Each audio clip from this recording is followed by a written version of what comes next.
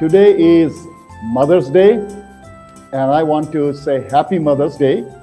It's a very important day, and today, actually, if you go on my Facebook, I just blog on and off on the Facebook.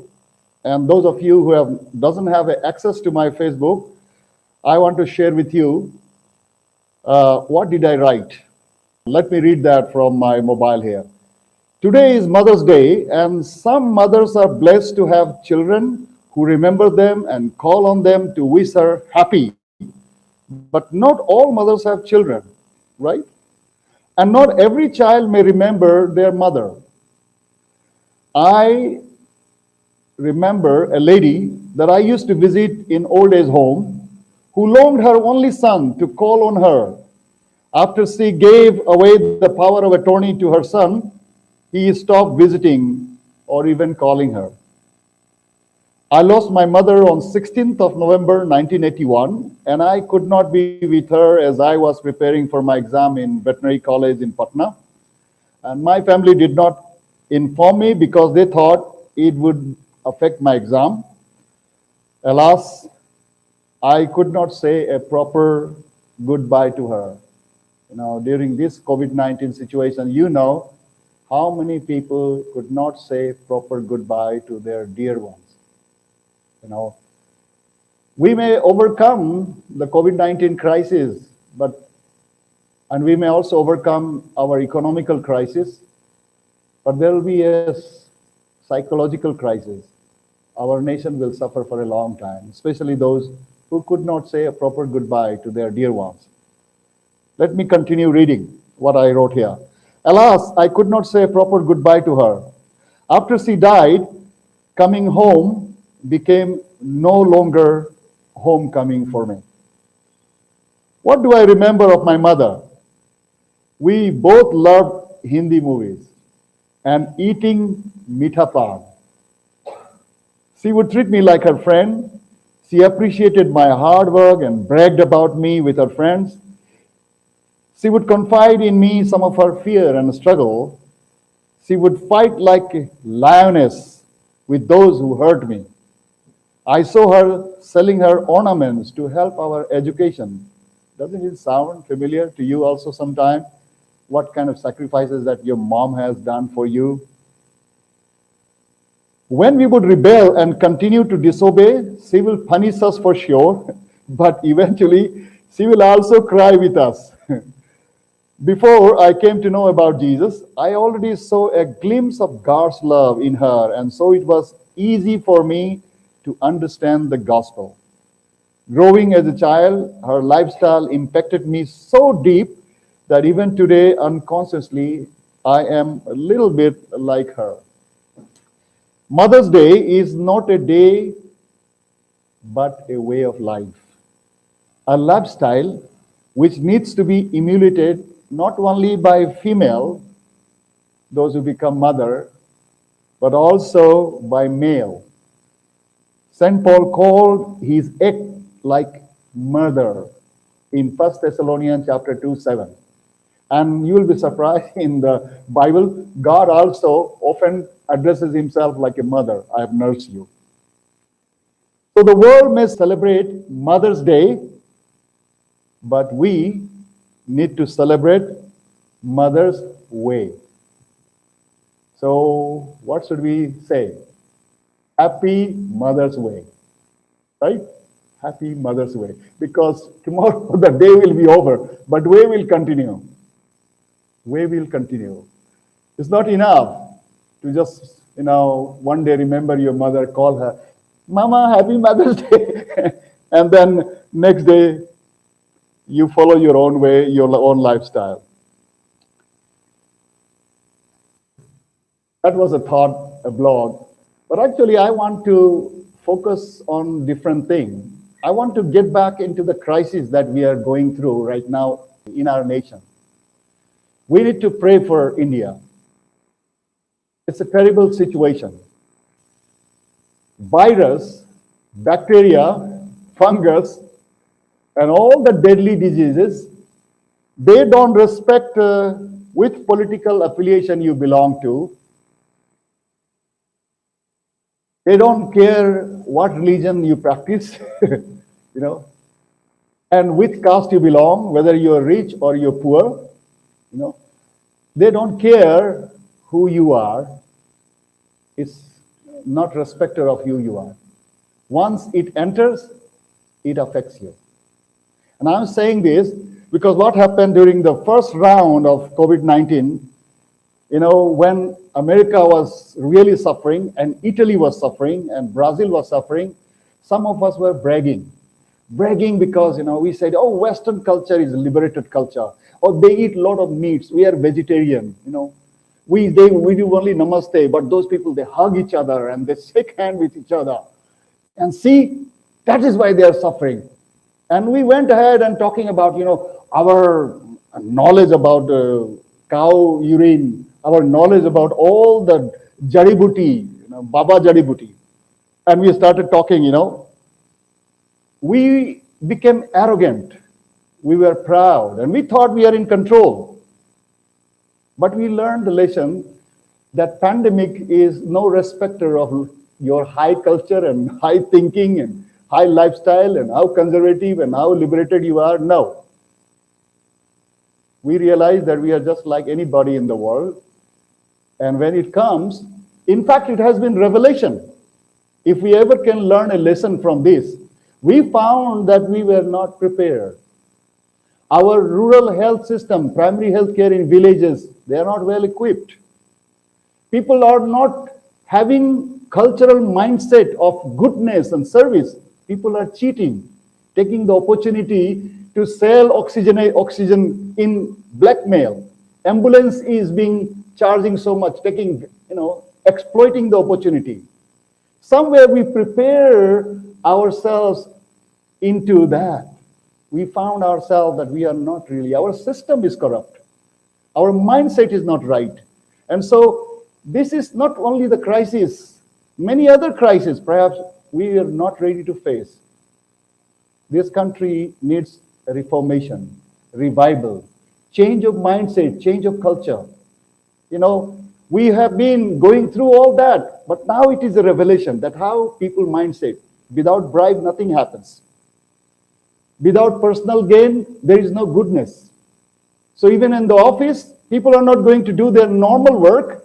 They need some extra additional. So that's why so many oxygenating machines have come from America and European countries, but it's still stuck in the custom.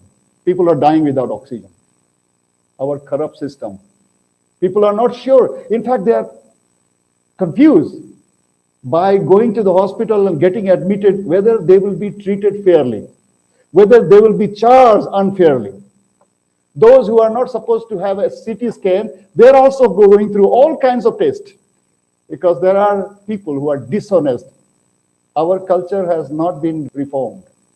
Our culture, our mindset is still backward. We are still into selfish business.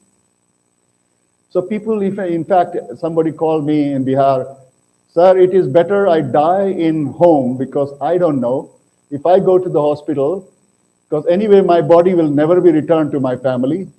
And if if I die, whether they take out my kidney or may take out my lungs, we don't know. Because I heard that people are selling organs also, taking this opportunity. So we live in a culture where we are so much, finding difficult to trust our system.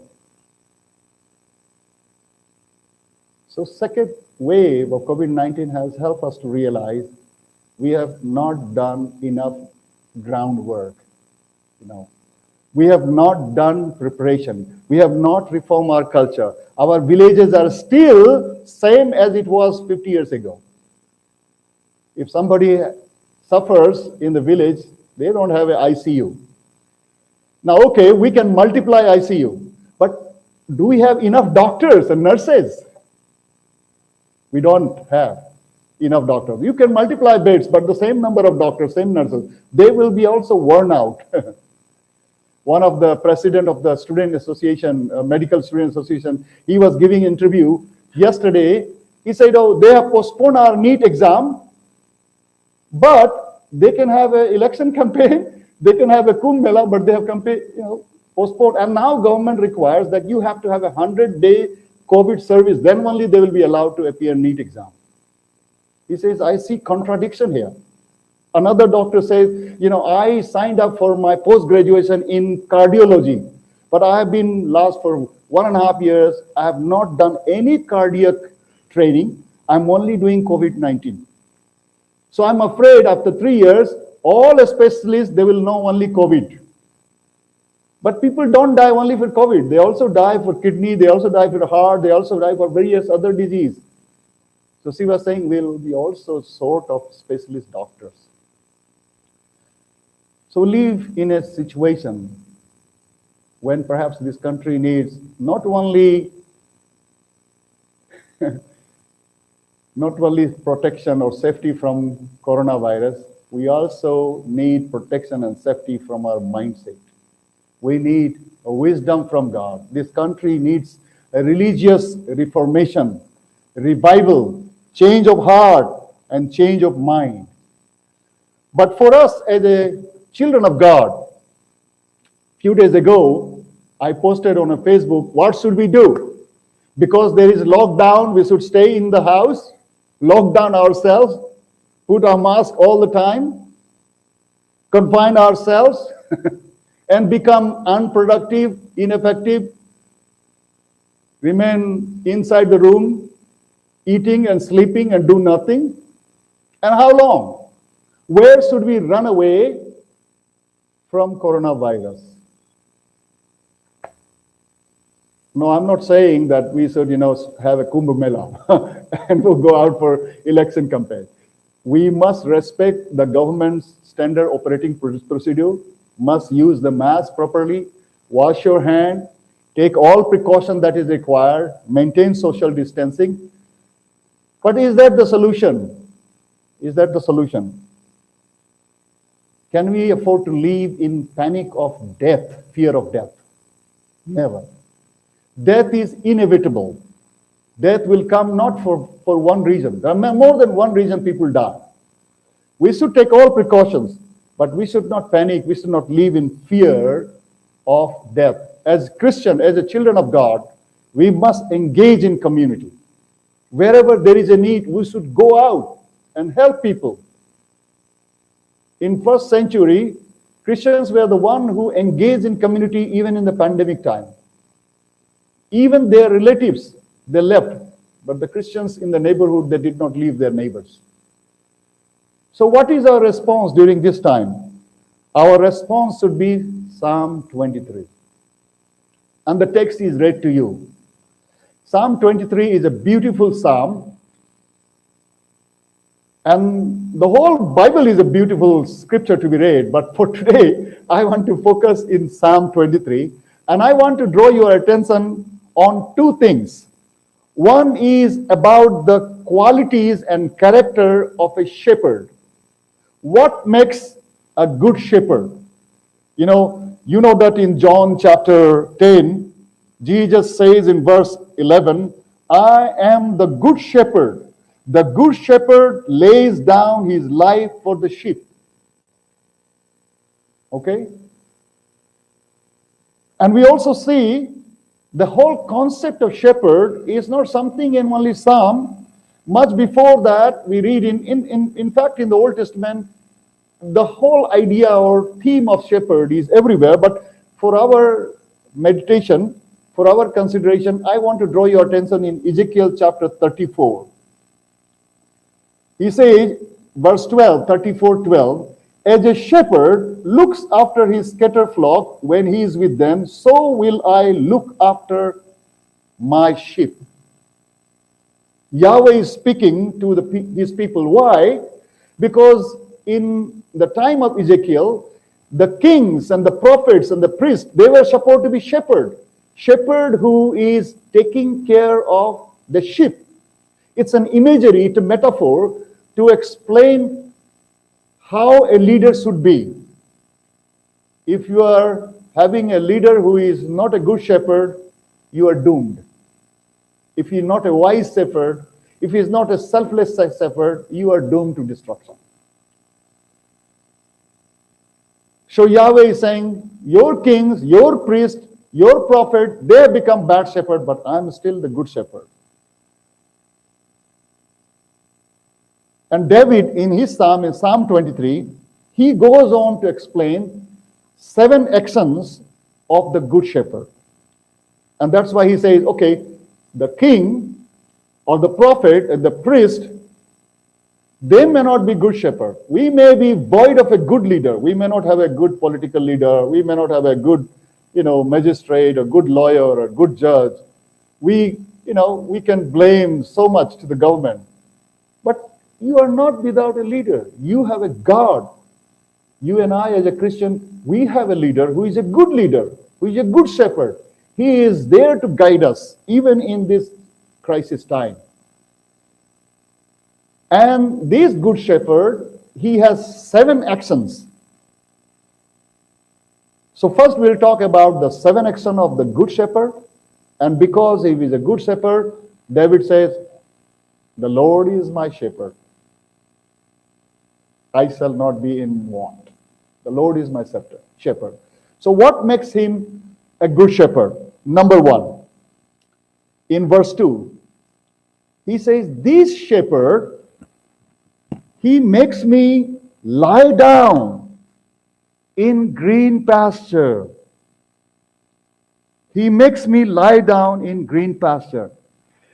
If you have a slightest idea of what does the sheep do normally, I had experience when I was in Zimitang, and remote place. It's the tri-junction of Bhutan and China, and I was posted in Zimitang. And one of my job was to go and visit, big herds on the mountain top and do the vaccination and castration. Male sheep has to be castrated because then it will become healthy, and treat the sheep. And I have some good pictures. I wish I could show you. It's a beautiful. Normally, this sheep will go, the shepherd's job is to take them to place where there is a good grasses. So during summertime, they will take on the mountains because there is no snow. But the winter time, because the snow covers the grass, the shepherd will come down in the valley.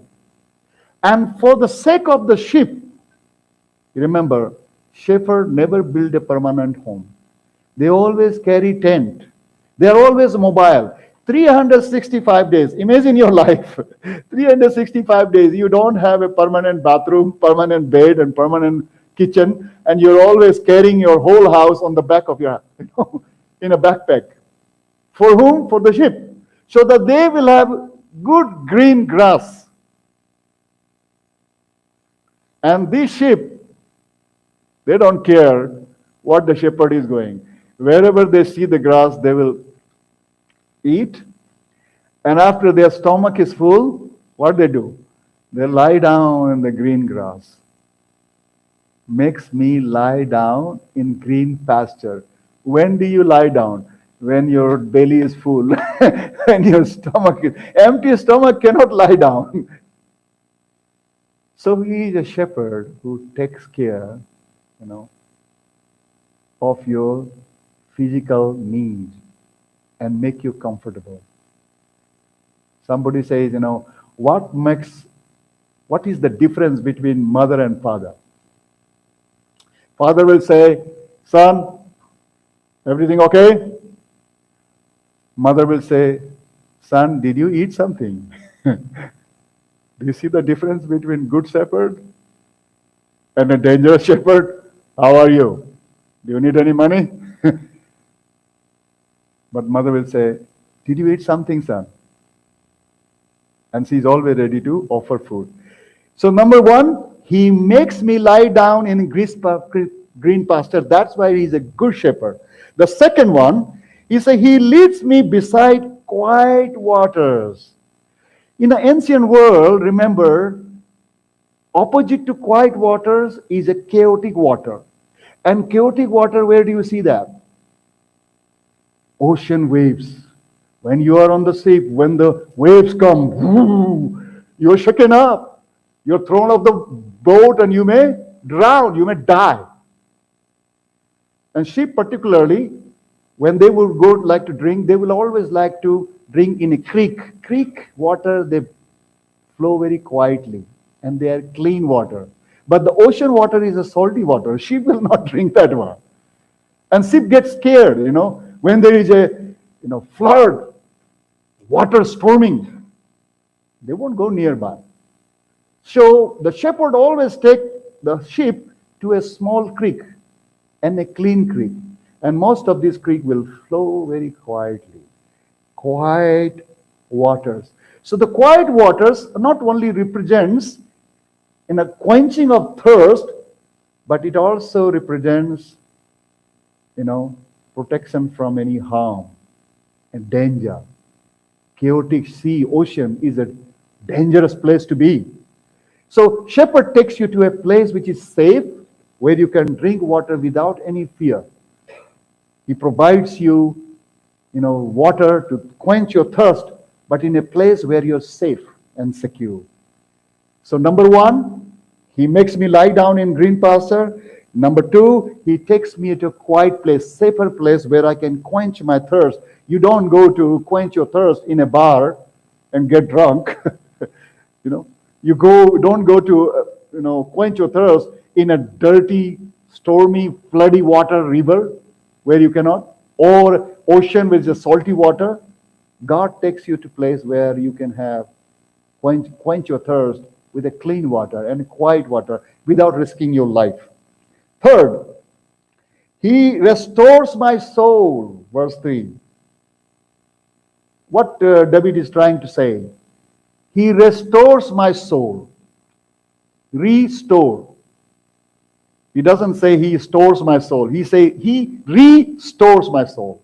In other words, we all have a soul which is liable and vulnerable to become corrupt. The soul was in store, but has gone in a wrong place. It requires to be restored. The soul can be corrupted. Soul can be carried away by emotion, carried away by people who can exploit you and utilize you, mislead you. And soul can be cast away or cumbered away, worn out. No. Have you felt someday to speak to your soul? Why are you so downcast, O my soul? Arise, my soul. Oh, my soul. What happened to you? We are not like a stainless steel. No rusting. No, nothing will happen. No. The soul is not like a stainless steel. It is always get rusted. And our mood swings. Circumstances changes our situation of soul. How many of you felt today really excited this morning to come to this church? And how many of you are joining on the Zoom excited about it? Not necessarily. Yesterday I was down. I had a headache and I kept on complaining. Our body also influences our soul. Our spirit influences our soul. Our surrounding influences soul. Our friends influences soul. Somebody comes and speaks to you something harsh, your soul can go down. Somebody can break your soul as we live in this world of demands. But you have a good shepherd. What he does? When your soul is down, he comes and restores. He lifted me up from the miry clay. He set my feet on the rock to stand. And you and I need to be restored again. How many times you need to restore your phone? As soon as you see 5% left only, immediately what you do? You start looking for the charger, plug in. You need to restore your phone. So also, your soul needs to be restored. So the third thing what Yahweh does, and why he is a good shepherd, he restores my soul. Fourth, he guides me in paths of righteousness. Yahweh is not only teacher, not only instructor, not only he is informer, but he is also a guide. I don't know how many of you have experience of hiring a guide. I always do. Because I know, if I'm visiting Taj Mahal or Qutub Minar or Red Fort, I can just walk around and have a good time. But the difference, if you hire a guide, they may charge you 200 rupees or sometimes 500. And who knows, they may cheat you also 1,000 rupees. So make sure that you get a good guide. I always make sure that the guide is old enough, he's qualified enough, he speaks well, and I will try to listen to the guy first, how he tells you what he knows about Red Fort, what he knows about Qutub Minar. And as you pay him, he's your guide. He systematically take you from where to start and which place to go second, third, fourth, and he will explain to you, even a small stone. So do you see that stone? Where was it? It was actually on the pinnacle top, but it is at the bottom. But look at what is written. And when it fell down, and who made it fall down? So it tells you the entire story. So by the time you come out of Qutub Minar or Red Fort or Taj Mahal, you are much better informed and you feel that you have really visited the place, right? That's the advantage of having guide, someone who knows it. Yahweh, he knows the past, present, and future. He knows what is good and bad. And he is such a guide who is not cheating you. He guides you in the path of righteousness. Righteousness. And that's why he is a good shepherd. Fifth, what is that fifth one? They comfort me in verse 4. He is a guide, not only gives you the background, not only informs you, teaches you, instructs you, make you wise as you come out of the Qutub Minar and Taj Mahal, but also make sure, he will also tell you, sir, udhar mat jaiye. उधर जाइएगा तो ऐसा हो जाएगा, गिर जाएगा. Sir यहाँ पर आपको टिकट देना पड़ेगा, यहाँ पर पैसा देना पड़ेगा, बिना टिकट का एंटर नहीं कर सकते हैं. सर वो फूल मत तोड़िए, यह मना है फूल करने के. सर यहाँ पर फोटो ले सकते हैं. He tries to protect you that while you are visiting some monuments, you don't do something illegal thing and you are in trouble. In the ancient days, the shepherd always used to carry two things. One is the rod and the other is the staff. What is the road? When the sheep are going, the road will basically hit on the back. Okay, you're going right, don't go right. You have to come to the left. Oh, no, don't go to the left. There is a cliff. And the staff will be having something like an umbrella hook. And especially when you are far away, put the hook on the neck and then pull you back. He is not only guiding you, making you wise, but they are also comforting you. And how does Yahweh comfort you? By using the staff and the rod. He comforts you and me. I often tell my children, if there are something bad things happen to you, thank God, worse could have happened. And God allowed this bad thing happen to help you to learn some lesson out of it. Chastise you. If you have gone through COVID-19 and you came out, it's just not coincidental.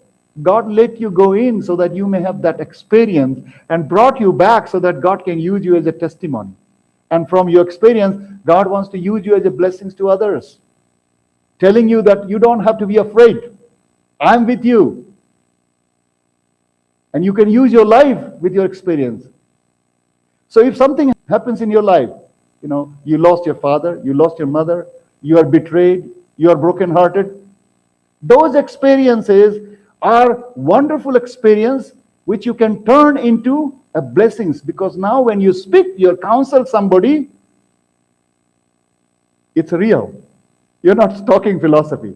You can say, this is what happened. Yesterday I was watching on the TV one couple. They lost their daughter, never to return. But you know what was amazing? They turned their experience into an NGO. And they started helping all those who have lost their daughters. They become a man and a couple of a national fame.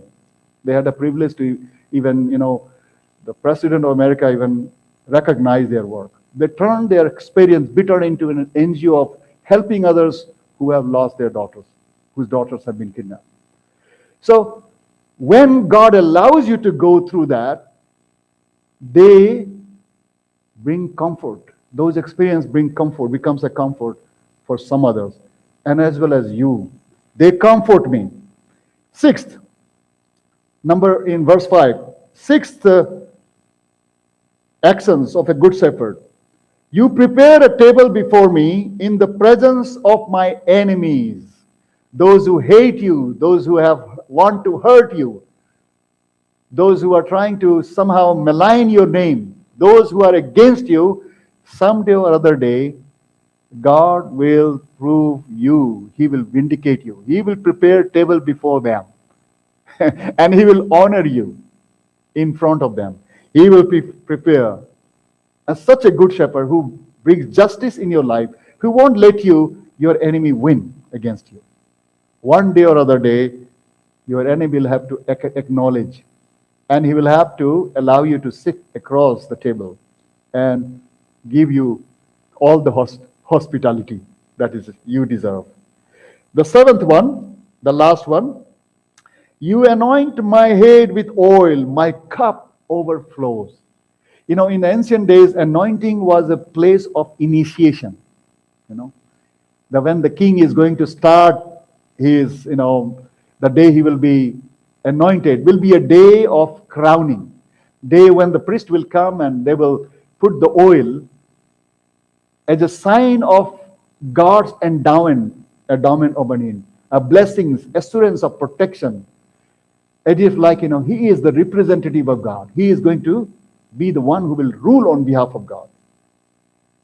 You anoint my head with oil, and my cup overflows. When God chooses you, calls you, He not only simply calls you and chooses you, He also enables you, empowers you. That's why I keep on saying, those who wants to join the ministry, one of the way that you will know that God has chosen you, call you, because He will enable you. He will clear all the way. If you have all the time grumbling or all the time problem and all the trouble that you are having, perhaps somewhere God is not with you. You have only made your choice and you have entered into the ministry because you thought that this is the best place to be. Somewhere there is an absence of the hand of God in your life, means God is not with you. Perhaps you are not called for it. How can God will appoint somebody to sing a song, but his throat is broken? He cannot sing. No, He will not make such a choice. Human being also does not make such choice. No? Will you hire a watchman who is blind? No. Will you hire a watchman who is slumbering all the time? No. Sleeping all the time? No. And so God takes care. When He calls you, He also tries to surround you with His arms, and He puts His hand upon you so that you are empowered, enabled, so that you can serve Him. But you will have to put your faith in Him. You will have to take the first step of faith that, Lord, I'm taking care of your things. Won't you take care of my things? You need to take care of my things. I'm taking care of things. You'll have to have that confidence and put your faith in God. You anoint my head with oil. If you're experiencing such enablement, the anointing of the Holy Spirit, empowering in your ministry, if you see that God is resolving some of your problems in spite of that you could not do and God is doing, probably God is releasing you. That's why I said, if you have suffered from COVID-19 and you came out without dying, don't take it as an accident. He's enabling you. He's anointing you. For what? Not to be safe and secure and bless yourself? No. He wants to use you. Just a simple message. Don't you understand that? That if you are healthy, if you are good, if you're having everything going on well, you're not suffering from corona. Why? Just to confine yourself in the house and remain more safe? No. Even if you confine yourself in the holiest of holy, you will not be safe if God doesn't want you to be safe. So God is a good shepherd because He enables, empowers. He anoints my head with oil. So 7 things. Do you remember that? What did I say? What He does? Number 1, He makes me lie down in green pasture. Number 2, repeat with me. He leads me to quiet waters. Number 3. He restores my soul. Okay, number 4. He's a good guide. He guides me in the path of righteousness. Number 5. He comforts me. How does he comfort me? Not with a sponge, not with the ice cream, not with the lollipop, with a rod and staff. He comforts me. Number 6. Yes, he prepares my table before my enemies. In other words, he makes me sit down across the table of my enemies. Not run away from my enemies, but he makes me sit down in front of my enemies, and he gives me honor in front of my enemies. And number 7, he anoints my head with oil and my cup overflows. He anoints me with the Holy Spirit. And he makes my ministry, my life, a blessings, overflowing. How does it overflow? Have you seen overflowing bucket? What happens? First the bucket is full, right? And then it overflows. Have you seen any bucket, no water inside, but it is overflowing? If your life is empty, you cannot overflow. First of all, he blesses you. And when you take that blessing more selfishly, it will never overflow. But when you realize that all that is in me is not for me, it's for others, then it will start overflowing. Okay, now let's talk about the good sheep. Good shepherd always wants to have a good sheep. Won't you like to have good friends, good husband, good wife? As a parent, don't you want good children? As a pastor, don't you want a good congregation? As a congregation, don't you want a good pastor? So what is this good sheep? What makes good sheep? 3 things. He says, I shall not be in want. A good sheep is a satisfied sheep. A good sheep who is happy with whatever the shepherd gives. He doesn't, while eating the grass, he keeps on looking on the grass on the other side.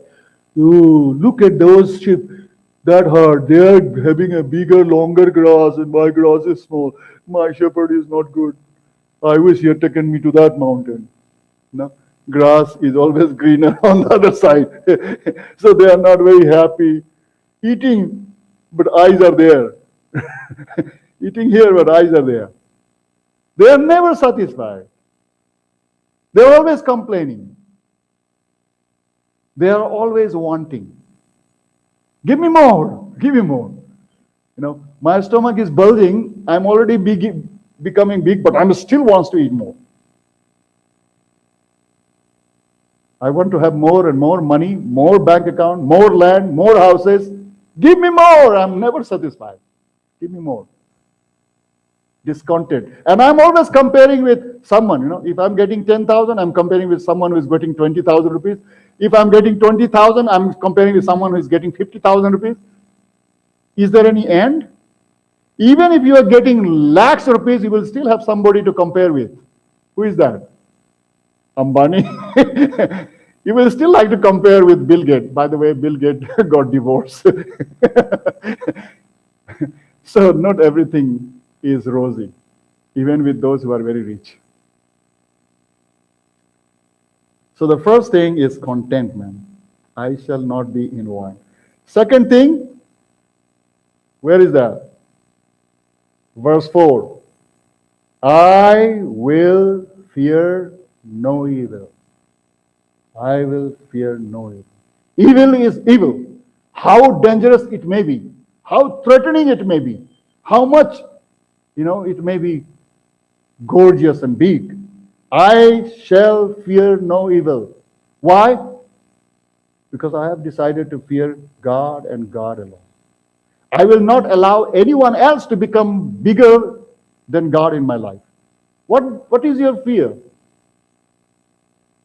Right now, the whole world is afraid of tiny little small which we don't know also, we don't see also. Scared. Everything is scary. Sometimes I even scary of a person when I meet him, whether this fellow is COVID positive. No? You cannot really function wherever you go. Everything can scare you. When Guwahati had 80 bomb blasts, some of you remember, no? That was two or three decades ago. In 2008? Probably 2008, the bomb blast. I was so scared that every time I walk across any car, I will be wondering if this car will blast or that scooter will blast. I will fear no evil.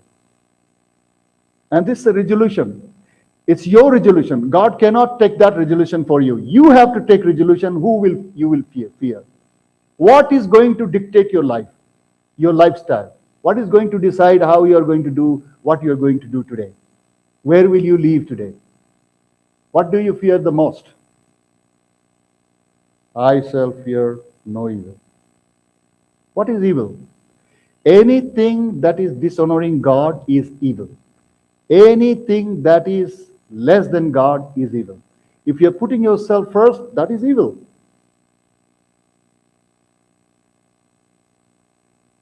Anything less than God, anything that is not putting God first is evil. Do you fear evil more or you fear God? And then third, what is the third resolution? Last verse.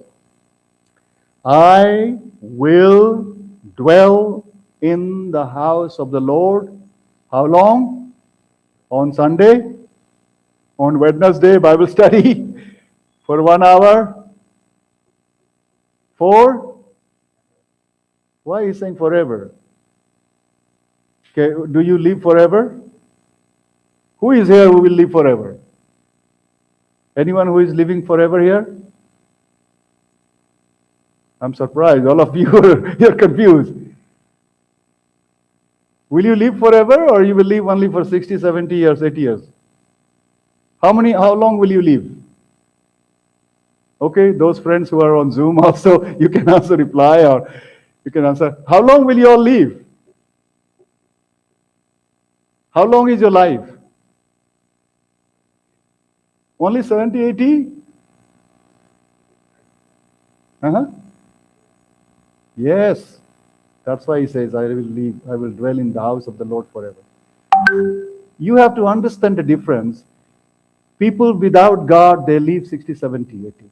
But people with Jesus, in John chapter 5, 24, what he says? I give them eternal life. They have passed from death to eternity. You already have passed. I have passed. Our life is not limited. Our life is eternal. So you have to decide, how long will you serve the Lord? Say, maybe I'll serve the Lord till I retire. I will serve the Lord, maybe another 5 years I will retire. My goodness. You're talking like a common human being. David is not talking like a common human being. He says, I shall serve the Lord and dwell in the house of the Lord forever because my life is forever. So I will live with him forever. That's why you and I accepted Jesus Christ, right? To live with him only as long as you are here on this earth, not in heaven. What do you choose? After death, where will you go? You want to go with Jesus or don't want to go with Jesus? I will dwell in the house of the Lord forever. This is the three things that makes us a good sheep. I shall be contented, satisfied. I shall not be in want. I shall fear no evil. And I shall dwell in the house of the Lord forever. My friends, whether you are watching me on Facebook or Zoom, and all of you who are here, would you like to be a good sheep? Would you like to have this good shepherd? Then as you walk out, even during this crisis, know that the Lord is with you and he is a good shepherd. As long as you continue to be a good sheep, the shepherd will not abandon you. Because he already says in John chapter 10, verse 11, I am the good shepherd. The good shepherd lays down his life for the sheep. He has already laid down his life. He already laid down for you and me. He died for you so that you and I may have life. But he lived so that you and I may die. So as you live in this world, you have to deny yourself. You may have to die to yourself. Because he died so that you may live. May the good Lord help us during this crisis. Shall we all bow down? And may I lead you in prayer. Almighty God, all those friends who are listening here through the Zoom and Facebook, and even those who are here, God, I pray that during this time of crisis, the difficult times, you will increase our faith. You will strengthen us. Lord, you will help us to be strong during this time of need. Oh God, use us as your instrument, as your hands, as your legs. Those who are, Lord, in need, that you will show us, and we will not hesitate to extend our helping hands to them. We together, Lord, join our hearts to pray for those who are right now suffering in the hospital, and those who are, Lord, even in the homes. They are, Lord, suffering emotionally as they have lost their beloved and dear ones. The only one who was earning their bread, and they have lost them, oh God. They are suffering uncertainty. They are suffering emotionally. Oh God, right now I pray for them that you will extend your hand through the churches, that in some way, Father, they will find your comfort. They will find the good shepherd in you. Oh God, have mercy on this country. I pray for the leaders of this country, the doctors and nurses. Oh God, I pray for the police department. I pray for all the departments, Father, those who are making decisions, the political leaders and the technocrats and the professional, Father, that you will reveal them the wisdom. Give them the directions, Father, that we will not suffer out of our own follies. But Lord, we'll be able to come out victorious during this crisis. Father, show us how we can turn to you and reform our ways, change our thinking, our cultural behavior, our lifestyle, so that this country may become a blessed country. Oh God, we pray for ourselves as a church, as a Christian community, that use us during this time as a vessel. Thank you for blessing us this Sunday. Thank you for using this online service in some way to, Lord, let your word go to the places where you want to take them. Thank you for hearing our prayers. We ask this prayer in the mighty name of our Lord and Savior, Jesus Christ. Amen.